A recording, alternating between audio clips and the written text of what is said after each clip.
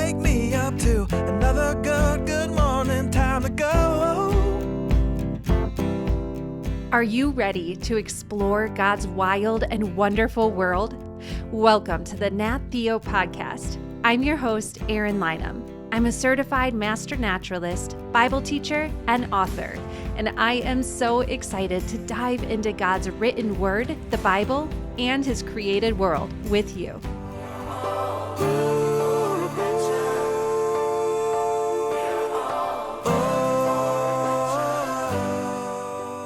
Do you enjoy the winter? Do you live somewhere that gets very cold or has a lot of snow? Maybe, like my family, you enjoy bundling up and going out to play in the snow or dig snow tunnels or go sledding. Today we are learning about a creature that lives in a place where it is cold for most of the year. In fact, this little caterpillar can survive when it is negative 70 degrees Celsius out. Now, you might be more familiar with temperature in Fahrenheit. Well, negative 70 degrees Celsius is the same as negative 94 degrees Fahrenheit. Now, the area that we are learning about today doesn't get quite that cold, but if it did, this caterpillar could still survive. Now, that is far colder than I have ever been in my life. You might be saying, Erin, why are we talking about Celsius and Fahrenheit? Well, these are two different ways that the world measures temperature or how warm or cold something is. Where I live in the United States, we mainly use Fahrenheit. As we learn about this incredible caterpillar and the very cold place on Earth that it calls home, it helps to understand these temperature numbers. As we were preparing to learn about the Arctic, we were learning about temperatures with CTC Math. Their easy video lessons and interactive questions help my kids learn math skills that help them better understand God's creation. Whether it's the temperature a caterpillar can survive at, the length of a blue whale, or the height of a redwood tree, these numbers leave us in awe of God, and we can understand them better with CTC Math. Try their lessons for free for 1 week at ctcmath.com. Along with a crazy cool caterpillar, we are going to learn all about an area called the Arctic and some of its plants and creatures. My friend and biologist, Jill Smith, will be joining us. Now, you might remember her from episode 42 when we learned all about cicadas. Jill also helps develop our science curriculum for the Nat Theo Club. So, club members, if you are enjoying all of the extra science facts and videos and activities and photos in the club lesson guides, Jill helps create and find all of those resources. And today, she is going to take us on an Arctic adventure. Here's our trail map. Are you ready? We are going to learn, where is the Arctic and what is it like? And can plants grow in the Arctic? We will learn about the caterpillar that braves the Arctic. And we'll learn about some amphibians that live in the Arctic. And finally, we will learn how God prepares us for harsh conditions. Today, we are learning about a very unique area on Earth. The Arctic is special for how very cold it can get and its special creatures that live there. You see, Earth has so many unique and fascinating ecosystems. Do you know what an ecosystem is? An ecosystem is an area where creatures, plants, and other things in nature work together. I love learning about different ecosystems that God designed to support so many living creatures and plants. One way my family enjoys diving into those ecosystems is with Apologia's award-winning science curriculum. With their earth science curriculum, students learn how God carefully crafted Earth, and in fact, the entire universe, to sustain life, even down to the little Arctic caterpillar we are learning about today. Explore spheres of the Earth, the atmosphere and hydrosphere, climate and weather, life cycles, and so many more of God's incredible designs with Apologia's Earth Science curriculum. Apologia shows us these amazing, finely tuned designs and points them all back to God. Discover God's truth in every subject with Apologia at apologia.com. All right, listeners, our trivia question today is, how many people live in the Arctic? Take a guess and we will find out at the end of our lesson. All right, it's time to bring on our friend and biologist, Jill Smith. Again, you might remember her from our cicada episode, which is actually our most listened to episode. I shared on that episode that I first met Jill after reading her beautiful book titled Nature Unveiled. I recently brought a stack of her books to a conference that I was speaking at, and they sold out within the first hour. Jill's book is a beautiful devotional teaching us about God through His creation. Make sure to pick up a copy at the link in our show notes.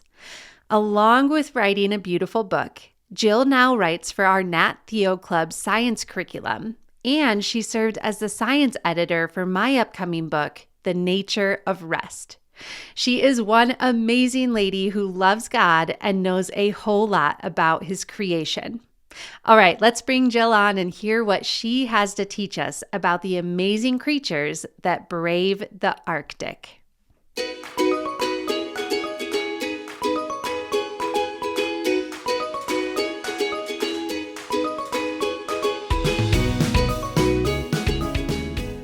Well, Jill, thank you so much for joining us again on Nat Theo.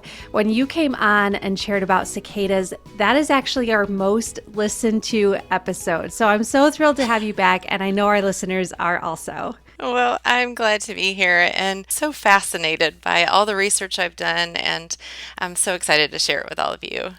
Well, Jill, can you first describe to us? So I know today we're going to look at some really fascinating creatures of the Arctic. Next week, we're going to go into more creatures of the Arctic. So first of all, can you just describe to us, what is the Arctic like? Okay, so let me just tell you where the Arctic is. So if the equator is 0 degrees, the North Pole is 90 degrees, and the Arctic Circle is 66 degrees north of the equator. So it is quite a ways up there. Because degrees, you're not talking about temperature. You're talking about like the location, the latitude, north yeah. and south, the latitude on the globe. Perfect. Yes. And so it is a cold place most of the year. It's got long winters and short summers. There's mountains and valleys and tundra and permafrost and floating ice. And there's 8 different countries that are in the Arctic Circle. So there's deserts, there's coastal areas, there's so many different wildlife. There's 20,000 different species of plants and animals that live in the Arctic. I think when I started looking into this as well, I didn't realize that you said 8 countries are in the Arctic. Yes. That's a lot of land. Like this area really covers a lot of God's creation. Yeah, and sometimes like Iceland, it's just one island. So it's not the mainland, it's an offshoot island. But then you've got Greenland, that's mostly Arctic Circle. So Yeah. Did you say 20,000? 20,000 living species, which that is just amazing in itself. It is. Let's talk about some of the plants. What are some of the plants that grow in the Arctic? There are a lot of grasses and sedges and small flowering plants. There are short dwarf species of shrubs and trees that grow along the ground. They don't grow very tall. So the Arctic Circle is actually above stands of trees. So there's not stands of trees in the Arctic. So when you look across, it's just flat land and mountains. And so it's tree mostly treeless, but there are some shrubs that grow maybe up to 4 foot tall. That really sounds like here in Colorado, we'll often go exploring up on the tundra. So, Hmm. the tundra ecosystem being above the tree line, like where no trees are growing. And I love going and looking for wildflowers up there in the summer because I went on a class a few years ago and they brought us up to the tundra to look for wildflowers. And I was just amazed at the amount of species that grow up there, that there are flowers in this harsh area. Would it be kind of similar to that? Yeah, yeah. When summer hits, it everything comes to life. And so things flower and abundantly. They're just trying to get through their, get to seed before winter comes again. So it's a quick time lapse for these Hmm. plants. They have very little time for growing. And so they try to get it in really quickly and produce seeds and then go back to the ground or go back to their dormant stage. So, yes, when it flowers, it flowers, but Yeah, that's so. there's not a lot of soil depth, and so the tundra can't support a lot of big plants because the permafrost, which is frozen ice in the ground, limits the ability for plant roots to go deep because they would freeze.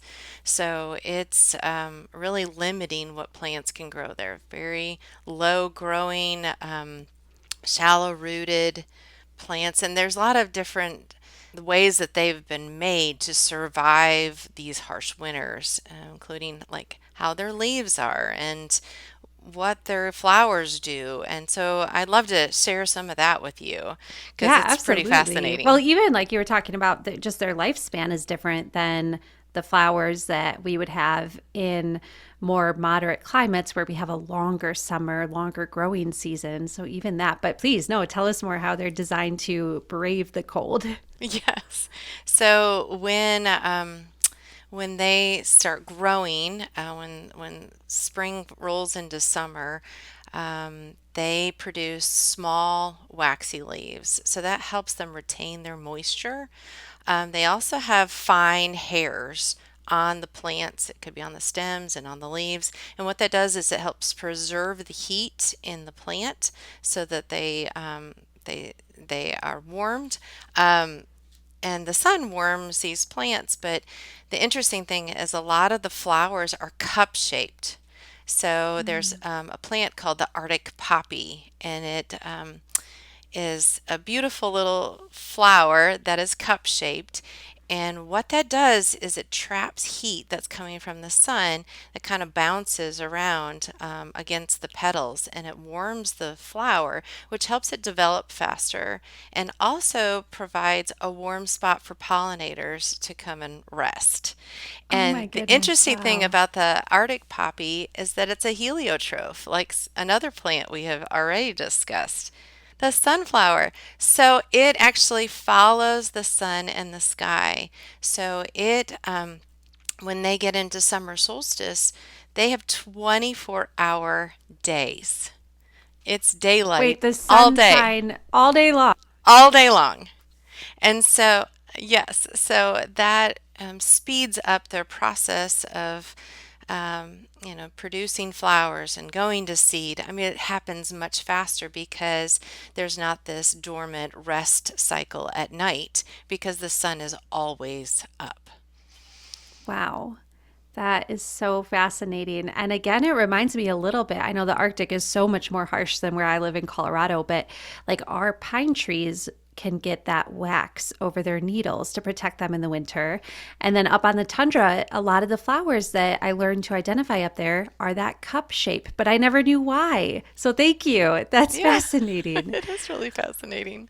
Wow. So, Um, so many plants designed to thrive in this harsh place. yes, and I also read that plants can actually photosynthesize in the spring through the snow. through the snow. Like they're covered in snow? Uh-huh, covered in snow, and they can still photosynthesize, and produce their own food because that snow actually insulates the plant and it keeps them from that cold wind and air temperature. And so it's actually warmer underneath that snow, and the light gets through the snow to the plant, and it can actually start producing food for Wow. growth. Isn't that amazing? Wow. Yes, those are some very resilient plants up there. Wow. I Okay, know. so you've told us about some resilient plants. And when we were talking about the Arctic before we recorded, you told me this. Oh my word, this just amazed me. You told me about a caterpillar that braves the Arctic. Can you share with us about that creature? Yes. So this is called the Arctic woolly caterpillar or woolly bear caterpillar. And it has such an amazing story of survival and persistence. And it is a caterpillar that emerges in the summer from an egg laid by a moth. And it emerges, starts eating, and pretty much immediately goes into hibernation. So they hibernate 11 months out of the year Almost a and whole year they're asleep. almost a whole year. Wow. And they go through diapause like the migrating monarchs that we have talked about. And Okay, it can you real slows. quick just remind us what diapause is? Yes, so it developmentally delays or suspends the development of their maturity, um, so that it takes them longer Okay. to completely develop into an adult. So So they're growing very slowly very, compared to very slowly. usual. Okay. Yes. And so they only grow in the 1 month that they feed, which is June. Wow. They eat voraciously everything that they can find. So they don't have a host plant that they're drawn to. They actually are a generalist. So they eat anything that they can find. All those And plants that you were just telling us about that are yes, busy all the growing, plants. that's what they're Yes, eating. Okay. yes. Anything that they can find, they will digest it, and then they'll find some good rocks to hide under and hibernate. And they actually produce glycerol, which is an antifreeze in their cells, and they will freeze. Their bodies will Wow. freeze, and they will thaw out in the month of June. They will start Wow. eating again, and then they'll go back into hibernation. This will happen 7 times. So So it takes 7 years. 7 years to develop into an adult. Wow. Then they will emerge from hibernation, um, make a cocoon out of silk, and they have a very quick process to adult. I think it takes, I think it was like 1 to 2 weeks. I'm not sure exactly, but it's a pretty quick turnaround. They don't wait a long time, and they emerge as an adult moth and will lay eggs, and the cycle will start over. So it's Wow. pretty incredible. That is incredible. So they spend so long, 7 years growing up, and then it's real quick, It's turning real into a quick. moth and laying eggs. So to start the whole thing over again. That's right. That's right. Wow.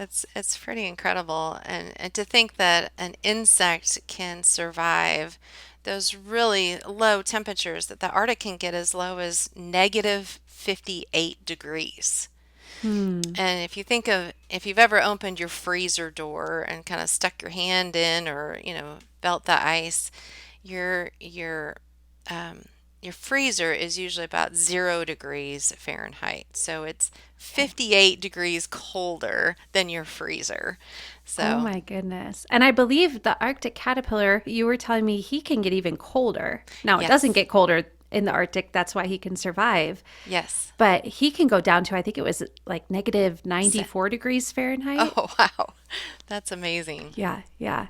Man, wow. I don't know that I would enjoy living in those kinds of conditions. I don't think God designed me to live in those kind of conditions. Me neither, for sure.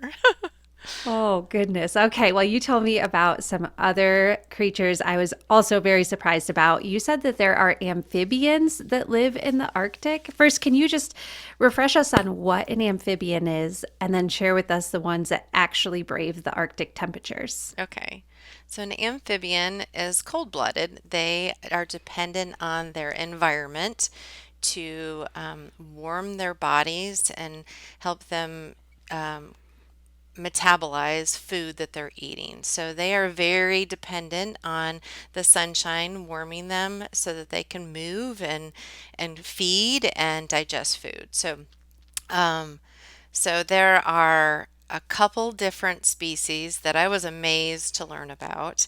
One is the Siberian newt. It's also known as the Siberian salamander, so it has two different names. But growing in upper Russia, that's where Siberia is, and it is active for 3 months out of the year, and then it hibernates in soil or in moss or in tree roots. And what it will do is it will reduce the amount of water in its own body and shrink their cells, shrink their liver, and produce that glycerol to protect their organs, their brain, their heart, their lungs, The everything. glycerol, so that same antifreeze agent that we saw in the caterpillar, the amphibians are also producing that? Yes. Oh, And that's I cool. I learned that it's they take glucose that they produce and they change it into glycerol. So Mm, it's a chemical um, breakdown of sugar. So, and I yeah. made me think of when you freeze a glass of water and you freeze a glass of sugar water, the sugar water takes twice as long to freeze than Really? water does. Yes. So that's a good experiment you all could do and try that out. Wow. That's so fascinating. I love too that, one thing I love when we study nature is that we can see similar things in very different creatures. Like we think about that woolly bear, Arctic woolly bear caterpillar, that's an insect. And Hmm. then these amphibians, they're totally different creatures, but we see the same system built into them. And I love to think of that like that's God's artistic style, that he Yeah. created these things and then put them into all these different creatures that would need them. Yeah. Yeah. Very Wow. interesting. The other one that I wanted to talk to you about was the wood frog, and I think you said you've got wood frogs. We have them here in Tennessee, but they're all over the northern part of North America, all the way up to Alaska, all the way down to Tennessee, and in between. And it is a frog with a black mask on both eyes, so it's easy to identify it. But this wood frog also produces that same glycerol in its cells, but it stops breathing, its heart stops, and it freezes actually between the cells. And Oh, wow.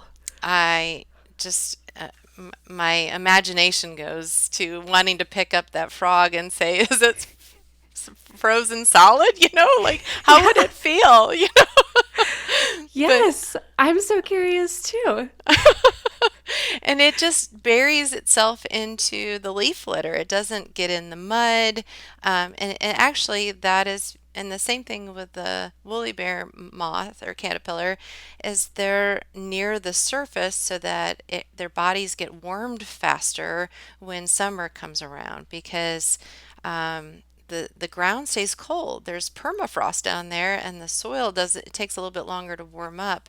And so for them to dig down in the mud or dig down in the dirt far, it would take them longer to thaw. These frogs actually have to thaw out before they can Wow. emerge and resume life.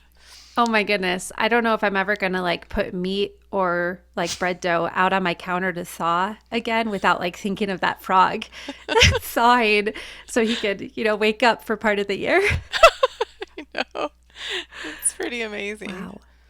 All right, Jill. Well, I am so excited. You shared with us about plants, a woolly bear caterpillar, and amphibians that brave the cold of the Arctic.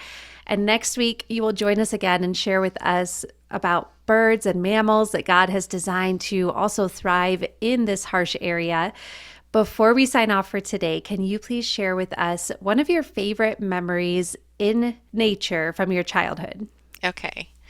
When I was young, probably in elementary school, we would go camping and they would have nature programs. And I remember being introduced to a tree called sassafras. It's a really funny name tree, but has a beautiful red fall color, and it has three different leaves. So it's got a mitten, and they call a glove, and then a third one that's kind of an oval. And I was told to stick that leaf in my mouth, and the taste of it was unlike anything I'd ever tried before. And I just remembered how special that was, that I could identify that tree as a little kid and just know that it was safe to put it in my mouth. And when I grew up to be a naturalist and to work in a park system, I studied edible plants and learned about pawpaws and persimmon and service berries and different things that are edible. Now that requires a lot of education, so don't just go sticking things in your mouth. You need to know what you're putting in your mouth, because there are poisonous things that could harm you. But to know that that people used to thrive and live off the land and would find amazing plants for all different kinds of ailments, and then food as well, just like the other animals of the woods, eat those plants. And so it's just amazing to connect with that even as a child, and then pursue that more as an adult. Oh, I love that. I love that. My family has experienced a similar connection a couple of years ago when we started learning about foraging and, like you said, doing very careful research. But I remember on a hike, we were foraging for ground cherries, wild ground cherries that you like unwrap from a little lantern like wrapper, almost like a tomatillo. And they taste like a mix between a pineapple and a tomato. And just watching my kids become so connected, like in, I call it an Edenic familiarity, like the Garden of Eden. Like we're becoming so familiar with all these plants that God created, and He said they're good for our eyes and they're good for food. And you're so right. It's just so special to make that connection and really, really see how God meant for all these plants to bless us. So thank you for sharing that. Well, Jill, I'm just thrilled to have you on today, and you have gotten me so excited to go visit the Arctic one day, and we will see you again next week to learn more about birds and mammals. Thank you so much. All right, look forward to it.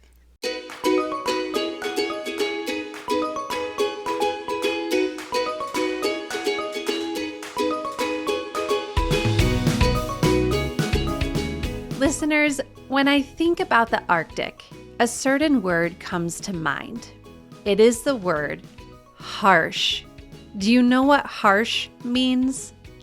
Harsh means unpleasantly rough or severe.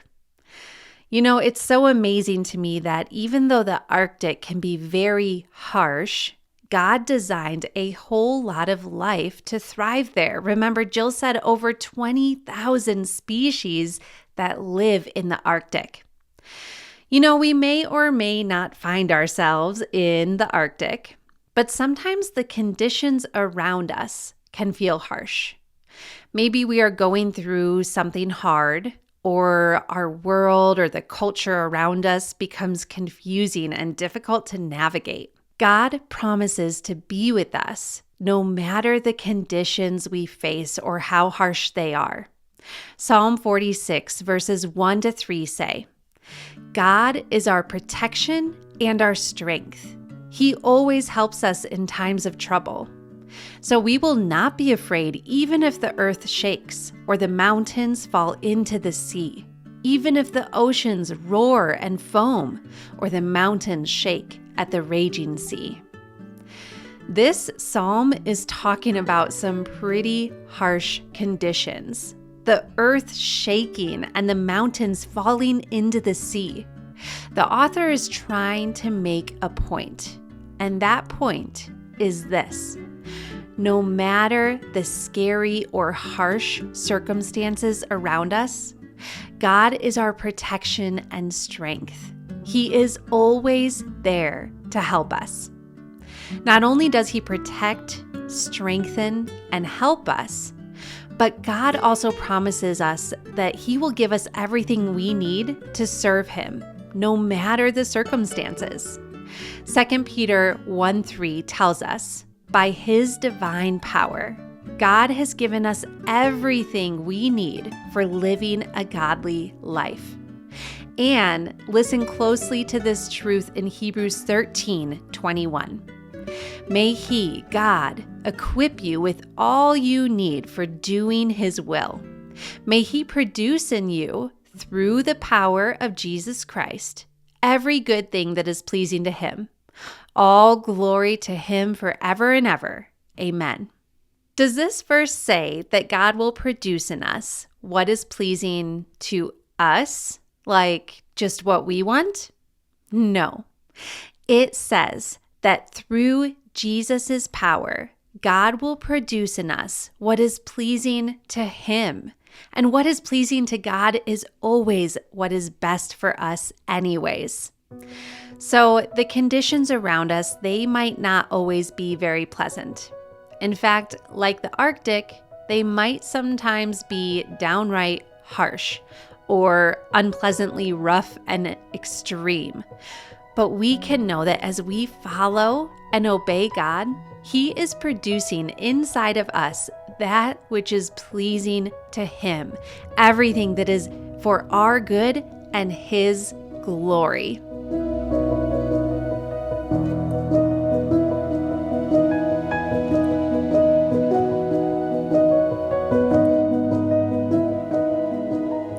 Do you remember our trivia question?